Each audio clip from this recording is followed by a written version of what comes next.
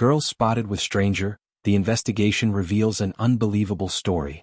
It was a quiet spring evening in Willow Creek when 11-year-old Emily Carter was seen walking hand-in-hand with a stranger through the town square.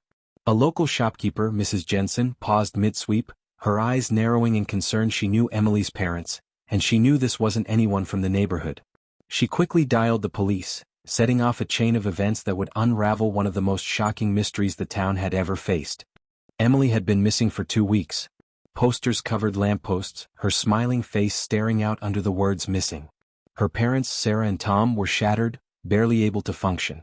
Police had been searching tirelessly, following dead-end leads, their hope dimming. But then, on this ordinary evening, Emily appeared alive, but strangely distant, walking quietly with a man no one recognized. Officer Daniel Hayes was first on the scene. His heart pounded as he approached. Emily looked up at him, her face pale, her eyes dull.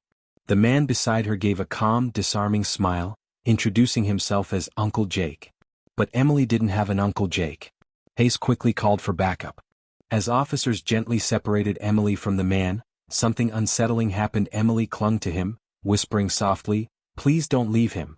Confusion rippled through the police team. Had Emily been brainwashed? Was she in danger even now? Back at the station, Emily sat silently, clutching a small silver locket.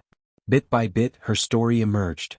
The man wasn't a kidnapper, he was a runaway himself.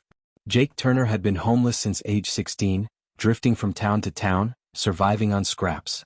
He'd found Emily shivering behind a gas station outside town, alone, terrified and hungry.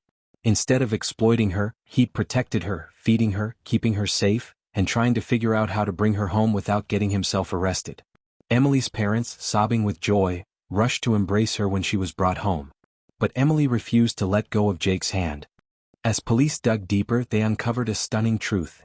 Emily had run away because of her home.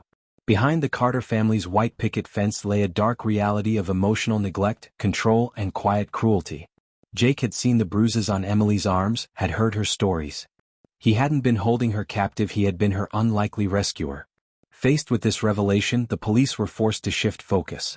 The town, once ready to paint Jake as the villain, now watched in shock as Sarah and Tom Carter were brought in for questioning. Emily was placed in protective care, and Jake, instead of a cell, was offered a chance at rebuilding his life. News of the case spread across social media, sparking nationwide conversations about hidden family abuse and the people society labels as outcasts. Emily's courage in telling her story led to wider investigations and protections for other vulnerable children in the area. Jake, once invisible to the world, became an unlikely hero, receiving help to find stable housing and work. Sometimes, the people we fear are the ones we most need.